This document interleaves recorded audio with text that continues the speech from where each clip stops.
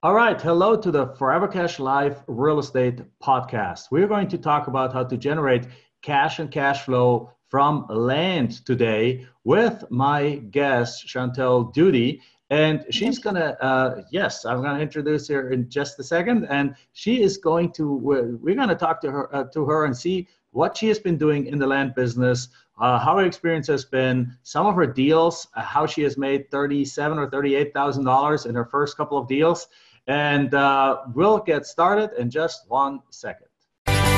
Welcome to the Forever Cash Life Real Estate Investing Podcast with your hosts, Jack and Michelle Bosch. Together, let's uncover the secrets to building true wealth through real estate and living a purpose-driven life. All right, Jack Bosch here again. And let me first introduce our guest, Chantel. Chantel, how are you doing? I'm doing good. Thank you. Wonderful.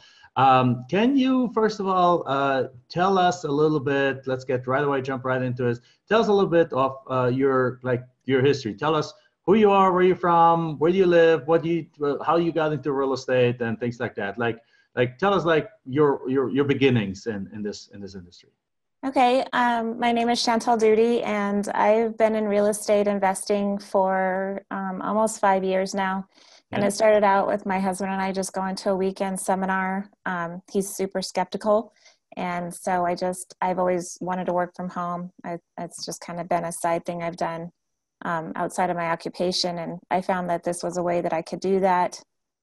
So just little by little, the last 4 years, I've just been self-educating, doing a few trainings here and there. And then I got into land about a year ago.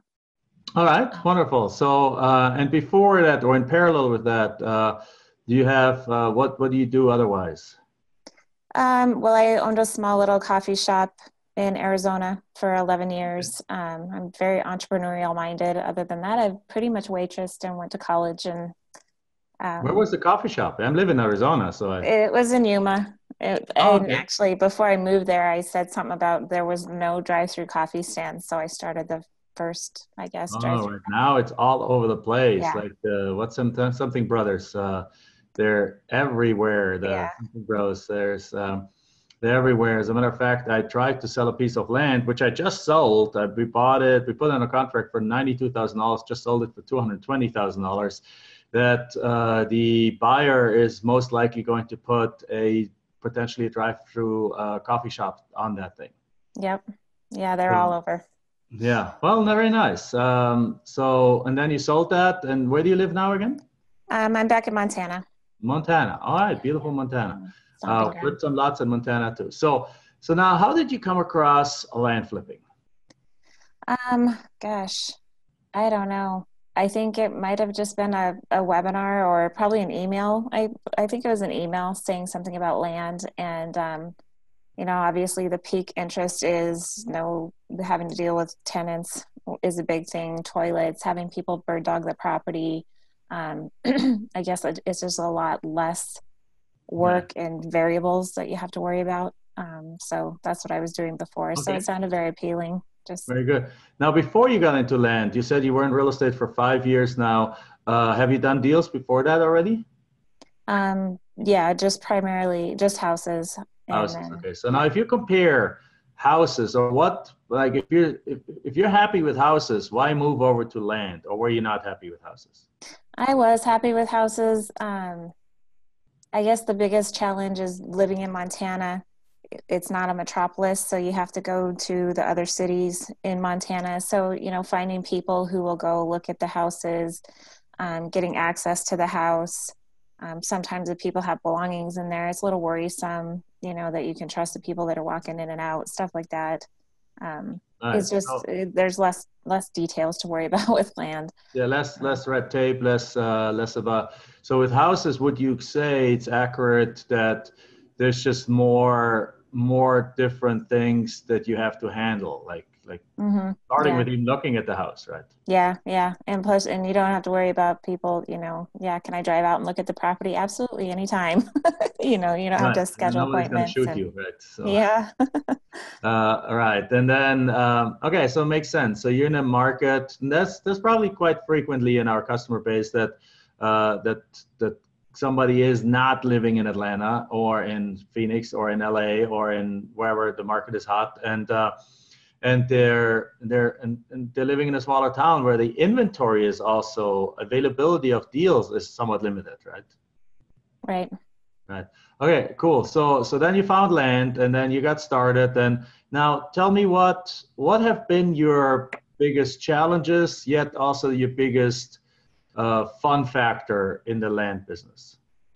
I think the biggest challenge is really just learning. It seems simple now, but going through it, it seems a little scary learning about the surveys and, just, gosh, I guess one thing is the neighbors that don't want people driving through their property, and they think they have the right to say, nobody can come through here. And it's pretty serious out here in Montana. I've spoken with quite a few property owners who have that problem. They call him like the king of the hill. He puts up gates and he doesn't want anybody coming through there. So that's probably the biggest challenge, I think. And Right. the most... But you could fix, are you mainly operating kind of like around where you live?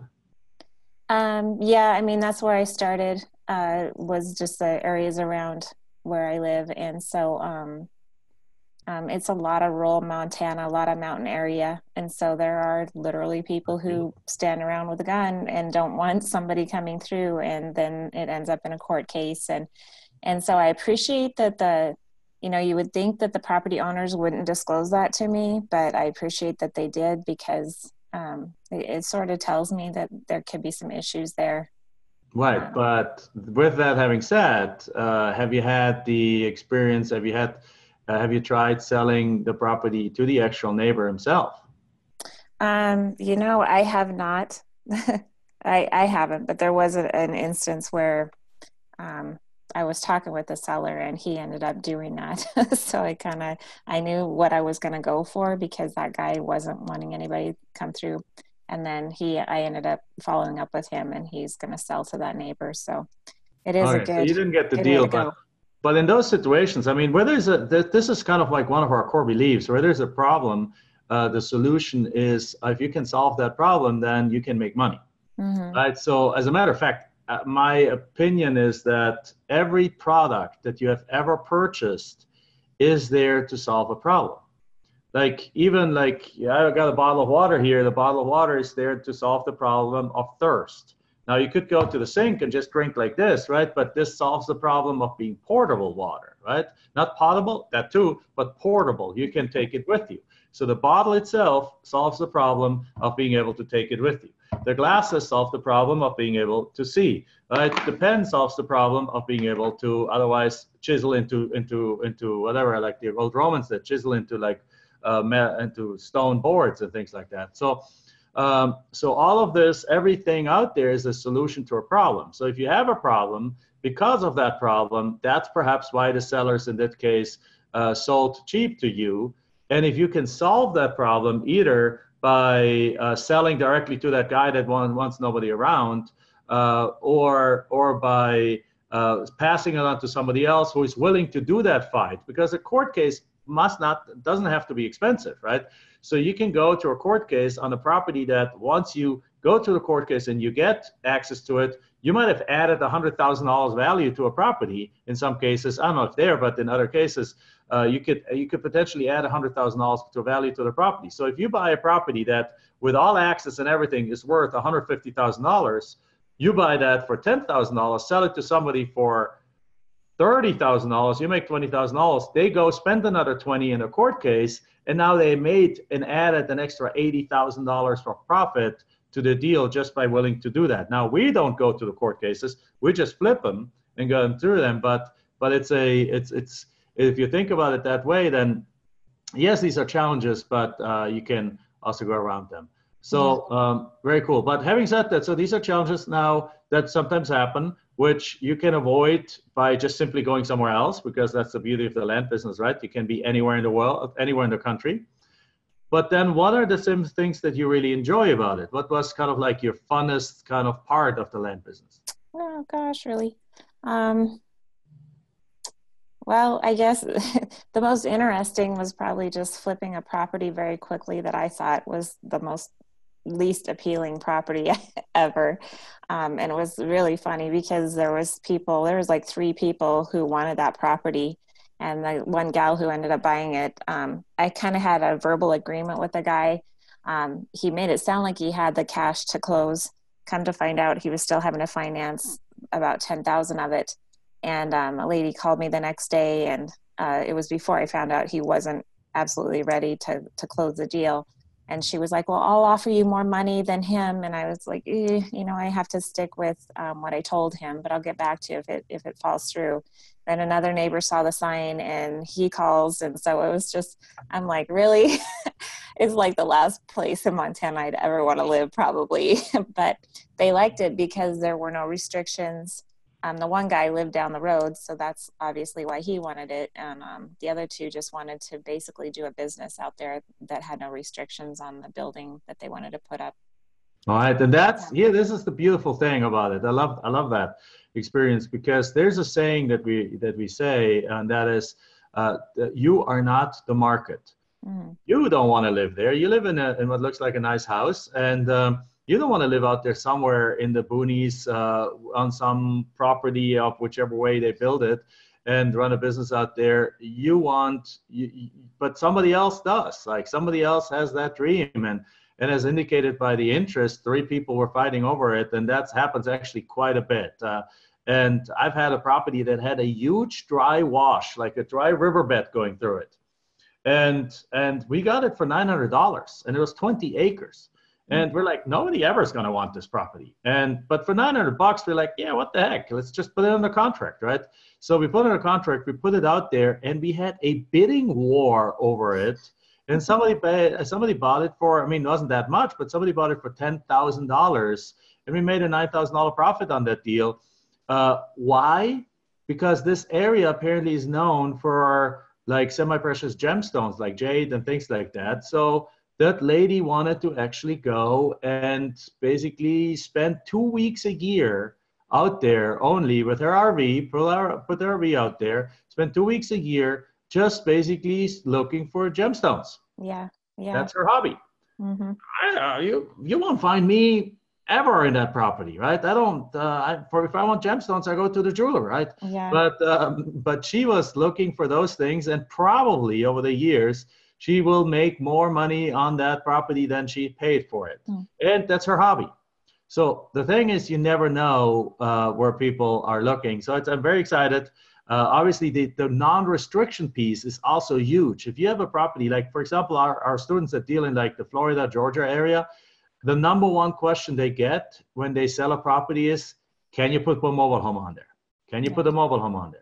So it's a question they get all the time. So the part of the society that likes to live in mobile homes is struggling right now, because more and more mobile homes are being closed, or they want a little more space. But a lot of the properties in the country have restrictions that you cannot put mobile homes on there. So when you find a property that has no restrictions, even though you wouldn't want to be caught dead on that property, it still is super appealing to a good part of, and I'm talking millions of people in the country that are looking for lots like that for various reasons. So congratulations, yes.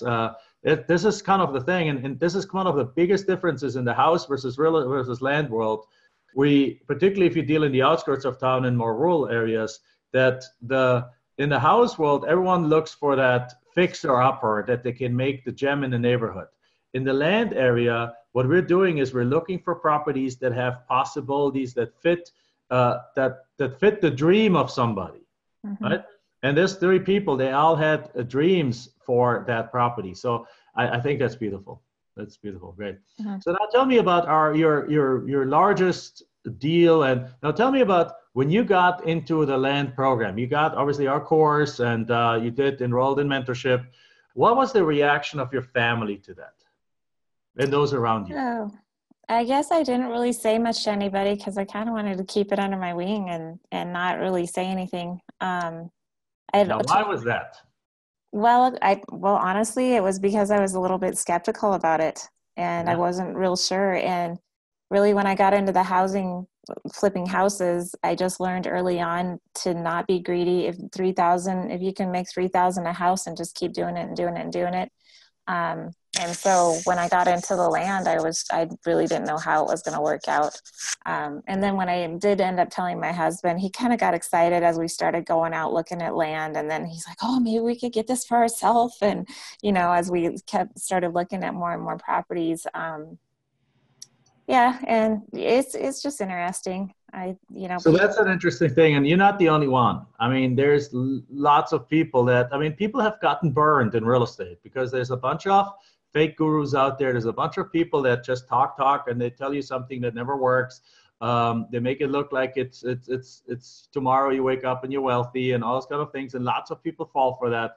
Lots of people pay like insane amounts for subpar coaching and mentorship to then have nothing to show. So I don't blame you for keeping it under wraps, because if you you didn't know yet how good this works, right? You didn't know yet if we're the real deal, right? And so if you get into something new, you don't want to say everyone, hey, I'm going to do this, and then you end up falling for some fraud, and all of a sudden it's the fraudulent guy looks bad, but you also look like bad in front of the people. So we see that a lot. But then once the deal's happening, and all of a sudden the people come forward and it's like, well, I haven't really told anyone, but now they're telling everyone, and now they're bringing friends with them because obviously it's proven.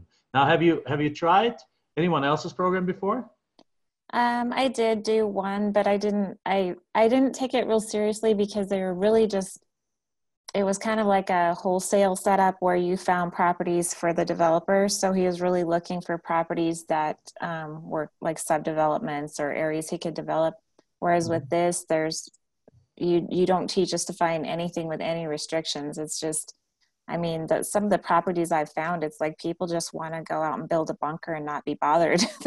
They don't care about utilities. They'll, throw a water tank out there and put some solar panels up and they're happy. And so I guess there's less restrictions with the way that you teach it than the one that I had looked at previously. Wow.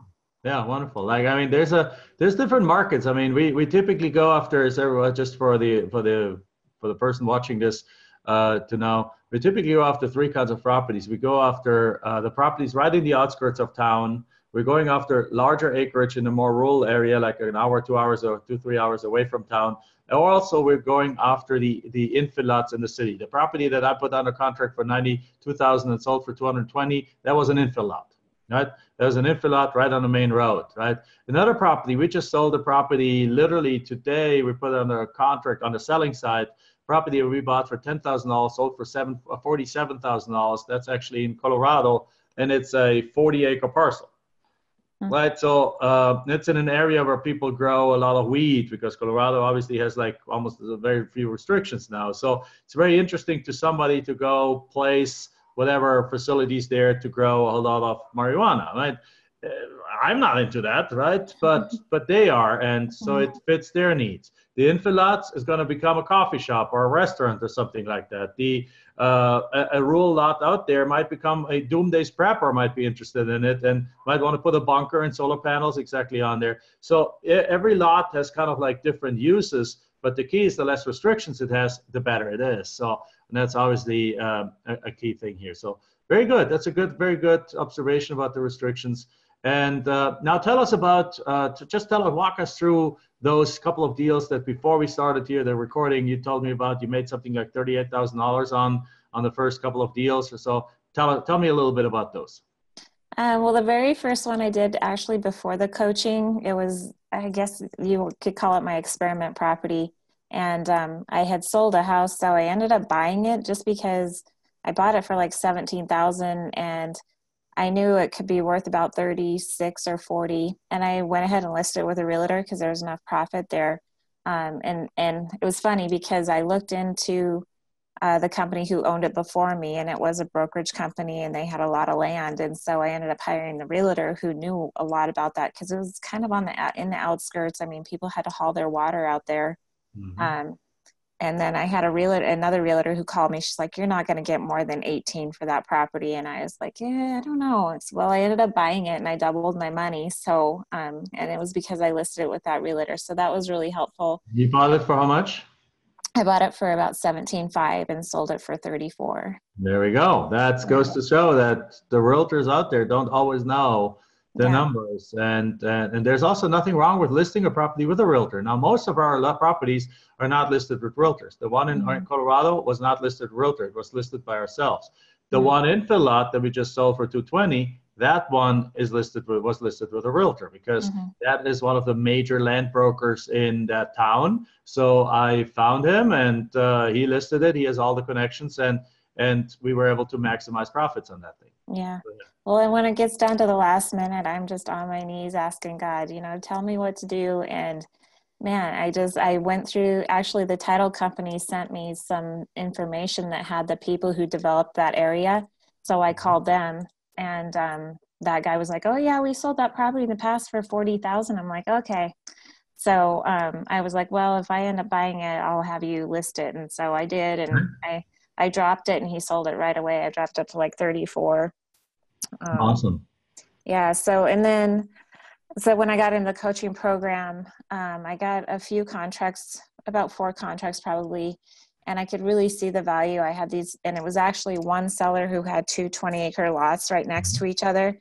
Well, there was 2 neighbors out there who were really interested, and the one guy didn't have the money. Excuse me. The lady that lived right next to them, she was just dragging her feet. They really wanted to buy it because they didn't want anybody next to them.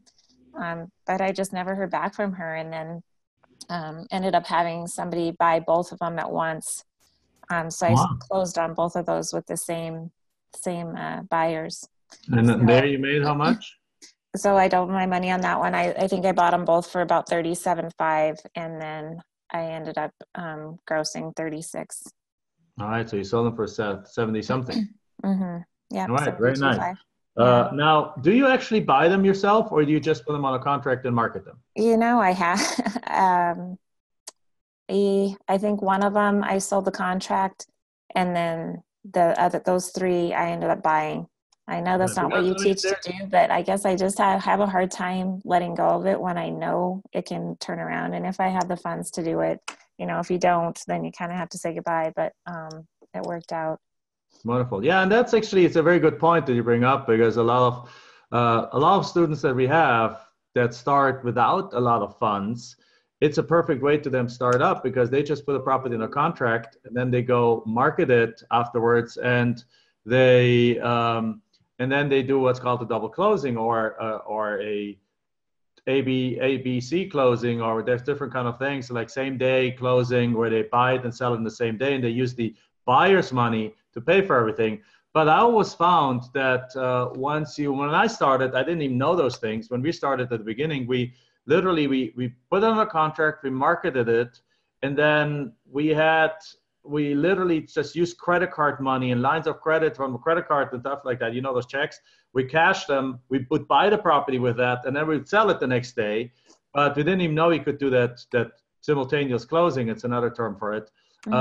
But as soon as we had made some money, we started doing what you're doing. We started actually buying them, because if you get a killer deal that has $20,000, $30,000 of profit in it, and you're getting it for a bargain price, then why not? If you have the funds available, go and do it. Well, another couple of our students somebody from Germany, they did the same thing. They had property. They just gotten. I'm mentoring them personally, and they gotten 4 lots in Florida, valued at the very least, very conservatively speaking, at $160,000. They got them all on a contract for, I think, 60, 50 or 60. So they ended up doing that. They had access to the money, so they bought it, and now they're selling the first 2 already for probably, it could be that they're worth even 60 a piece. So we conservatively estimated the minimum is 160, which makes each of them worth 40, but more likely they're worth like in the 60s. So they're selling theirs for like 45 a piece. There we have the first 2 that they have multiple people looking at. And so the first 2, they're going to already make their money, 50% on their money, and then they still own 2 where they make another $90,000 on it. I mean, it's pretty amazing. And the only way they could have done that deal, because that guy really needed the money by a certain time, is by actually buying them. So sometimes you come across deals that if you have a cash, the best way to do it is to actually just buy them. Yeah. And if you don't, you can still do other things. You can, for example, in our community, we have people that are private money lenders, that are people that have cash. They're willing to cooperate with buyers for a piece of the deal, obviously, but they're like saying like, well, we have had one case where somebody needed like $110,000 to buy a deal. And this private money lender in our group, he came forward, he funded the deal, and then they sold it for like 170 or so. The private money lender got like $20,000, but they still made like $40,000 on the deal. So there's multiple ways to skin that cat, and we'll talk about that in future podcast episodes. Now, great. So you have more deals under contract right now. You have more deals in the process. And how does it feel now? It feels good. I mean, you obviously get more confident with the more experience you get. You know the questions to ask. So yeah, I actually bought another property, so I'm kind of sitting on it and trying to get it sold too. And it's funny because like nothing happened through the month of Christmas, and now I've gotten about 5 calls on it. So it'll be good. Yeah, you just kind of reinvest your money. You know, when you get started in this and you think about the money you're going to make, and it's like, oh, if I had 10,000 in the bank, and then it's like, oh, if I had 25. And it's funny because it's like, my son asked me for money to go do stuff. I'm like, dude, I don't have any money. It's all invested in properties. You just keep reinvesting, and it's just your nest egg just keeps growing. So that's exciting. Yeah, exactly. And soon enough, you have hundreds of thousands of dollars, and then you sell them all, and all of a sudden you're literally sitting on 6-7 figures. And that's exactly how it happened to us. When the first few deals, we just put them in. We never had cash. But then all of a sudden, once we sold like in 1 month, we sold like 15 properties one time. And all of a sudden we're like, man, we're sitting on like $250,000. Mm-hmm. And never in my life before did I even conceive having that level of money. Now, obviously things have changed. We have since done 4,000 deals, but that kind of, that first time, it just blew my mind, and it almost changes your way of like, it levels you up in terms of like, it levels you up your normal, right? Because if you normal have $2,000 in a bank account, now you have $100,000 or $200,000 in a bank account. You're like, whoa, I'm playing business and life on a completely different level. Have you had that experience already? Yeah. I had a house that I had invested in and rehabbed. I sold that house, the two properties that were right next to each other, and then just wholesaled that that lot that I thought was not going to happen. So it was like in 2 weeks, I deposited like $120,000. I'm like, whoa. And even the bankers, it's kind of funny because you see the same bankers when you go deposit the checks, and they're like, oh, you're doing good. And it's funny because now a month later, it's like I have $3,000 in my account. It's just, but when we just, that happened. When we just, your mentality changes, and you stop thinking about what you can do with the money, and you just keep reinvesting, and it just keeps growing. So it keeps your level of confidence, your level of capability keeps growing. And the same thing happened to us right now when we just bought this apartment complex with 147 units. We literally had like a little bridge loan of $1 million, and they gave me a check for $1 million. Never received a check for $1 million. Now it's a loan, still I have to send it. We have to pay it back, but I deposited that check, and the banker's like, even the banker was like, you could see him like double taking a double take at it and then depositing it.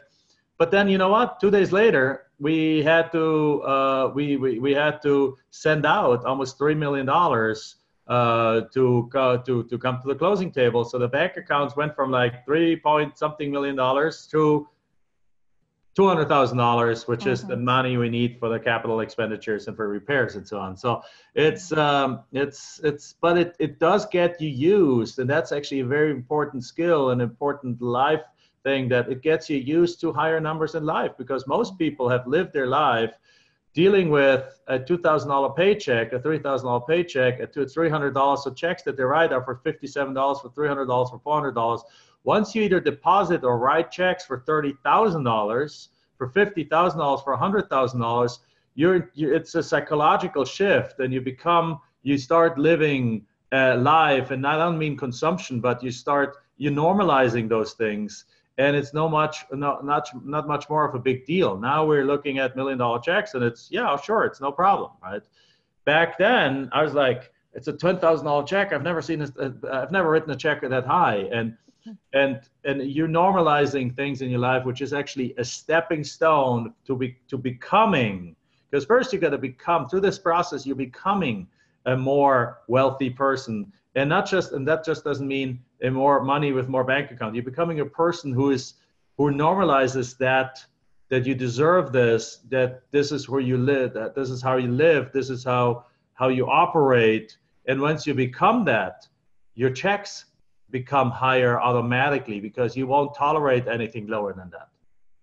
Has that been your experience a little bit? Yeah, I mean, I think about money in a totally different way. I mean, I guess I don't even think about, the money that I've made this last year. It's great because I've never experienced that. But at the same time, I don't think, I could go buy a new car or, just what I'm going to buy, which is probably what I used to think. And now it's just like how I'm going to reinvest it and keep going. And my son's learning a lot of the same thing too. He sees what I'm doing. And it's funny because when those two properties that were next to each other, I had to, the buyers were like, okay, well, as soon as you close on it, we'll close on it 2 weeks later. We just want you on the title. That was their condition. I'm like, okay, I can't mess this up. And so they had their paperwork into the title before I even closed. And so I had just closed on another property the week before that and bought it for 30. And so my bank account was pretty low. So I scraped my savings, my husband and I's savings, my son's savings, and my son does not like to party from money. And I was like, okay, I'll pay you 5% on your money. And he's like, okay. So, he made $200. So there we go. It's kind of creating a mentality in him too, how to invest and what to do with your money. And it's interesting. So beautiful. You're creating legacy right here. Yeah. Like you're creating, instead of letting school teach all the stuff that may or may not be useful, you're teaching your son right now life skills and financial skills that will serve him well for the rest of his life. I hope so. Yeah. Because I grew up with not a lot. And so he's definitely growing up with a different mentality than I had growing up, because it was just how to get by kind of when I was young. And so, it'll be interesting. Beautiful, beautiful. Well, I don't want to keep you much longer. I think it's a perfect ending for our podcast here. So again, for you watching, if you're watching this on YouTube, we put a couple of links into the description below. Very simply, if you want to know more about this, how this land flipping goes, it's basically like house flipping, just without the houses. So therefore much simpler, but the same or better profits. You can simply go to landprofitgenerator.com. Again, or we're going to put the link on right below here. If you're watching this listening to this on iTunes, we're going to put the link also in the show notes, or you can do that, or you can just simply call our phone number at 602-712-0182 to just talk to us. In the meantime, wanted to say thank you very much for taking time of your day. I'm super excited about your success. You're on the path to one of our missions, which is to create 1,000 millionaires out there. I'm super excited about that. And make sure you let me know when you hit that mark, okay. So we can celebrate it. And also probably probably earlier already, become a candidate to induct you into our Hall of Fame, right? You just probably Awesome. just a few more deals. And in the meantime, do you have any kind of last parting words that you want to kind of leave with us, with those listening, whether or not they have a real estate experience or not? I think probably the best thing I can think of off the top of my head is just to be persistent. And if you need something answered, get it answered right away and just keep moving forward. Don't put it off, because it's incredible how the answers just kind of come together when you keep working at it. Wonderful. All right. So with that, thank you so much, Chantel. That was wonderful. I love how you're creating a legacy for your family and how your financial thinking has changed. That is huge, and that will that is a real game changer. But when that happened to us too, when we went from what can we buy to how can we grow our wealth and grow our cash flow, for that matter, then our entire life changed, and this is, I can just say, it's just a blessing to to be able to live a life like that. And I'm glad you're going down that path. So for everyone, thank you very much. Thank you, Chantel. You all have a wonderful rest of the week. Make sure you check out the Forever Cash Live podcast on iTunes if you're not already listening to it on iTunes. And have a great rest of the week. Okay, bye-bye. Enjoyed this episode? Then make sure you like, subscribe, and post your comments and questions below the video. We're looking forward to hearing from you.